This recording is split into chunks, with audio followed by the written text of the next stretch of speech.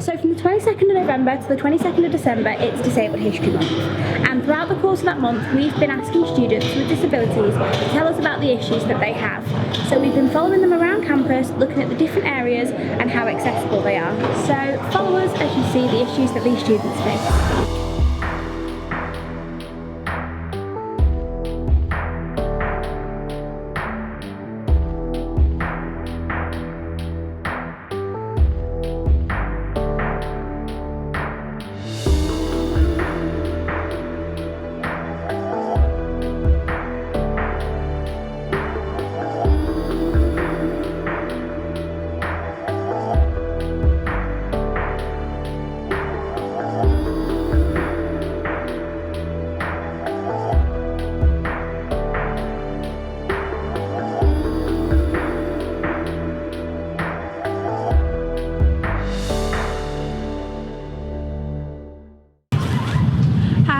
My name is Holly. I am a second year history student and I am your disabled students officer. Hi, my name is Nicole and I study film and television production, and today we're going to look at EHSU University to see how accessible it is for disabled people. Let's go.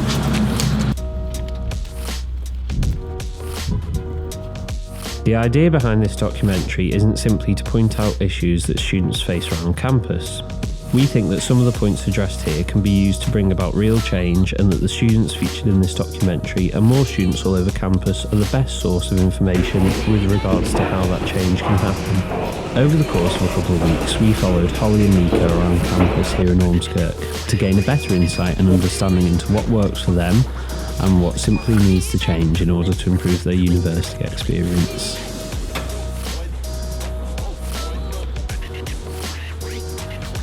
So which is a good room? This is lecture theatre? Yes. So the issue with this room is that if somebody is sat in front of me and they put their hand up to ask a question, I can't understand what they are saying.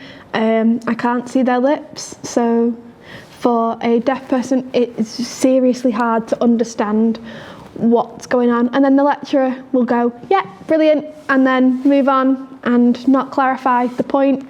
So you miss big chunks of what the lecturer is saying, but also with the lecturer being at the front and moving around, it's hard to read their lips and see what they're saying, as well as the PowerPoint and writing notes at the same time.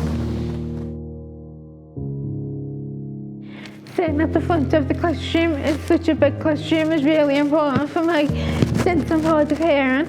It's really important that I see the tutor's mouth so I can lip read, and their voice is central to me rather than going right to the back of the room. So it's really important that I'm sat at the front, I can see the tutor's body language. What would be perfect is every classroom had a hearing and lip system. These are amazing because to everybody else in the classroom it doesn't make any difference whatsoever, but with me with my hearing aids it links directly to what the tutor's saying and I can hear exactly pretty much every single word. Small changes in current university practices could greatly benefit students like Nico and Holly. For example, they have often found classroom layouts to be confusing and unhelpful with regard to their learning experience. As well as this, academic staff have in the past overlooked their needs, skipping points that they can't hear and failing to recognise their disabilities, which leads to a poor student experience. So we're here in Catalyst, where a lot of students come to work, but also access services, and the main service for disabled students is the SBLD team, which stands for Specific Learning Difficulties, as well as the Inclusion team. I know that personally with the SBLD team, although they try their best, they sometimes can misjudge a person or forget to include certain bits that may not appear visible to that person. So I have autism, and within my SBLD team meeting they didn't include that in my report, although it is on my records. For me, using the Catalyst is pretty easy and simple. Everyone is pretty much self-saves from your books to your laptop lines, but I do have some trouble with the help services that they host, such as the inclusion team. I don't really feel they are deaf aware in some cases, due to an incident that I recently heard of them not listening to the way I asked them to communicate with me, such as my primary communication is writing things down or texting things down, and they kind of almost refused to do it and just kept talking and talking even after I repeatedly told them to write things down.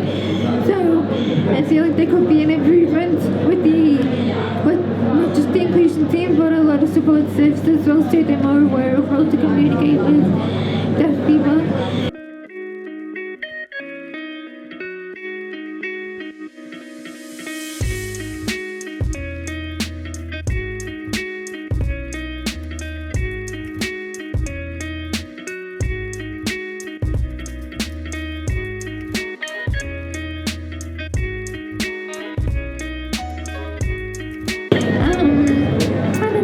With the fire alarms, and I was to study in the library for an hour, 2 or 3. I won't hear the fire alarm because my hearing aid neutralizes sound, so there isn't, or I'm not aware of the evacuation process for the fire alarms going off, and I'm pretty sure there's not one in place for deaf people, because they're not going to know you're deaf, because there's thousands of students that use the code list.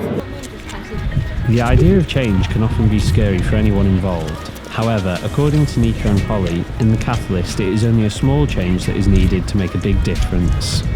They state that in terms of safety, knowledge and protocol, something needs to be addressed to help disabled students feel more at ease. They point out it's worrying that a deaf student doesn't know the protocol for evacuation in one of the most state-of-the-art buildings on Edge Hill campus. So we're at Creative Edge right now, where I do my course film and television production. So we're going to start on how my course is not completely accessible for people who are hard of hearing. Since my course, I can be marked out for not being able to edit sound, for not being able to hear what's being said on camera, for being a sound operator. So overall on my course, my marks get marked down because I can't hear very well. Another thing is that I've had a bit of arguments with the tutors about going on specific modules. Now, I don't feel like it's right that we should change modules because I'm unable to hear, we're supposed to be offered help, support and modules that we can't. So now I'm on a completely different module that I don't want to be on. And I think that's just that I depend on the hearing loop system in a lot of ways, obviously, and the TV studios, the lecture rooms, the computer editing rooms. Nothing has a hearing loop system, which really needs to be started. So we are in the sound control room now. In here there actually isn't a hearing loop system, but when it comes up on the screen I can read the sound waves, but it's not very helpful compared to having a fitted hearing loop system.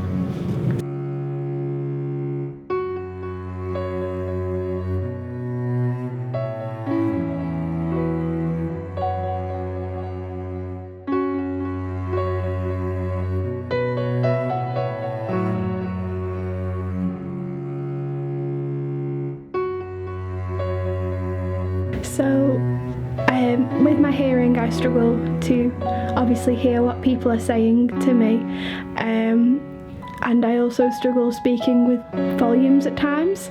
So, by ordering on my phone, it means that the bartenders can understand what I want without me having to try and work out which pitch to say it at and how to say it. It also lets them know that I'm deaf and don't always understand what they're saying to me.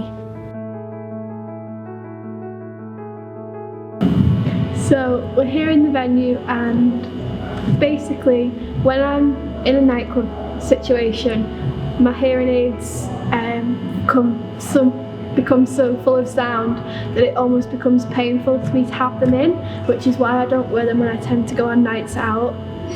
It's great that the SU do loads of events other than stuff within the bar atmosphere and venue atmosphere that means I can hear a little bit better when I go to those things. Following and the thing, it's kind of hard for me to understand what the barmaids and the bartenders are usually saying to me, so I tend to type it down on my phone, and they're really helpful, but it really helps that they have separate events in this bigger room, because it helps me more feel the music, because I'm not able to understand lyrics, I'm not able to hear the beat of the music, so I do feel the music, which is amazing in this room. It would be really helpful if the bar staff or people who work in the food services, if they learn basic sign language, such as what, thank you, please, and study.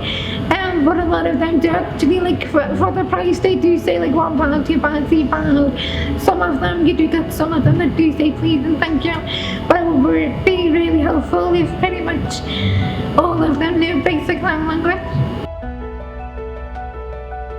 These situations aren't isolated to university buildings such as the Catalyst or different faculties. We have also found concerns reported by students in halls of residence, as can be seen in the following footage. There are perceived issues with the ways in which emergency situations are dealt with within halls, concerns specifically raised by the disabled student population. So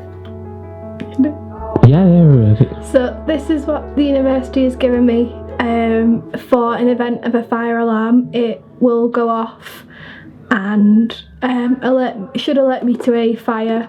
It also has an alarm function so that it can get me up in the morning. However, there are some issues with it, so although for an alarm it vibrates and wakes me up, in a fire alarm it just flashes and makes a high-pitched sound, which for a person, when I don't have my hearing aids in, it doesn't work basically. Now I'm going to simulate what it would be like. It's gone off.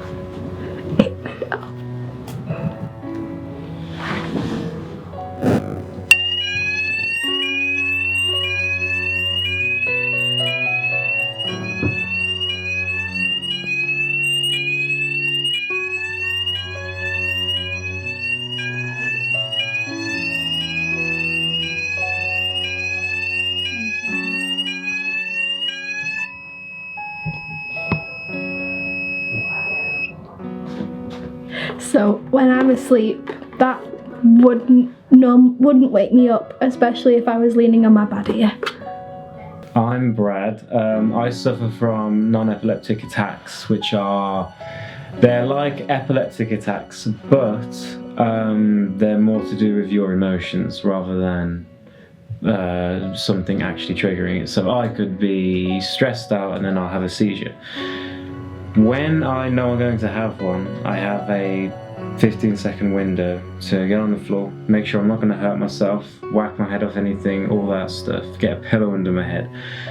During that little window, I can't open a door, I can't open this wardrobe, I can't pick up a phone, any of it. It's really difficult. So at the start of uni, I was given this thing, and I don't actually know how it works. I can't remember being told how it works. So it's got 3 buttons, and I don't know what to do with it, you know what I mean? And so during this window, there's literally 0% chance that I'd be able to operate this or activate it or whatever. And let's say I do, there have been instances where somebody's been in the room and they figured out how to do it. They literally told me that they just pressed random buttons and it worked. By the time security get here, I've had my little episode. So it literally can take like 10 minutes for them to get here, and it's like, if this was a serious, event, then God knows what would happen to me. So as you can see, different students with different disabilities face a wide range of problems, and even students with similar disabilities still face very different issues. What we would like is for the university to review the accessibility of the campus, not just the way we access the campus, like buildings, doors, things like that, but also lectures, the way that students access their learning. Because every student is paying the same to be here, so why should their student experience be any different?